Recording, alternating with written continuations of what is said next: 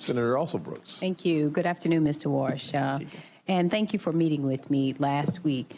In August of 2025, President Trump tried to fire Fed Governor Lisa Cook for unsubstantiated allegations widely believed to be politically motivated.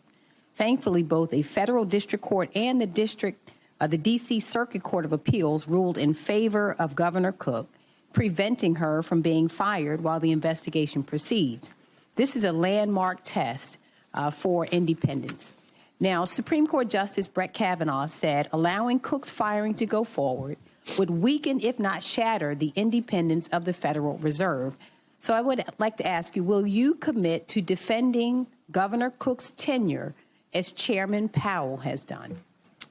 Senator, it was a pleasure to meet you in your office and spend time with you.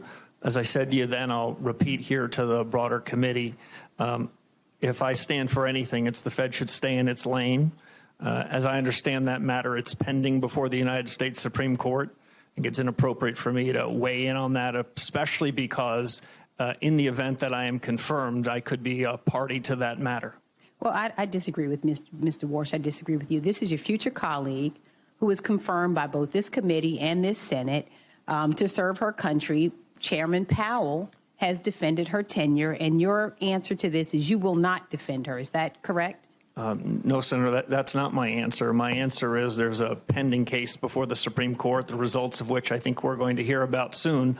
If confirmed by this body, I will follow the Constitution, the Supreme Court law, and the best of the Fed's tradition. Well, let me ask you this then. Do you agree or disagree with Justice Kavanaugh on the Supreme Court, who said that her firing would weaken, if not shatter, the Fed's independence? Do you agree with Justice Kavanaugh? So I took a constitutional law class, but I wouldn't say I'm worthy of being a Supreme Court justice. What I can say is Fed independence means everything to me. And that's exactly what I would try to do if I'm confirmed. Well, I'd like to move on to the criminal investigation of Chairman Powell. The Trump administration could have taken many off-ramps to end what is a ridiculous exercise. Instead, they have doubled down. U.S. Attorney for the District of Columbia, Jeanine Pirro, sent prosecutors to the Fed last week to continue this circus, and they were turned away. Chairman Powell has said that the administration's investigation is not about any testimony or the renovations of a building, calling these arguments pretext, and he said that the threat of criminal charges is a consequence of the Federal Reserve setting interest rates based on its best assessment of what will serve the public rather than following the preferences of the president. So do you dispute Chairman Powell's assertion that the investigations are pretext for policy disagreements? Senator, as I said with respect to the other case, this is also pending before the courts. I have a ton of confidence in the court's ability to make a final resolution. I'd abide by any judgment of the courts. I want to follow that judgment and the best of the Fed's traditions. It's difficult. Let me just ask you another question instead. Just a few days ago, bless his heart, President Trump called Chairman Powell a stubborn, incompetent person who he said suffers from Trump derangement syndrome. Now, can you say before this committee that you disagree with this characterization? Yeah, my disagreements with Chairman Powell are about policy, not about personality or personnel. Okay, let me ask you another question about the president. Now, my colleague a moment ago said to you that the president, you said the president has never asked you about lowering interest rates, and you said he never specifically, is the word you used, demanded that you decrease interest rates. Well, did the president generally suggest this to you as well? You know, in my recitation to your colleagues, I wasn't trying to be clever.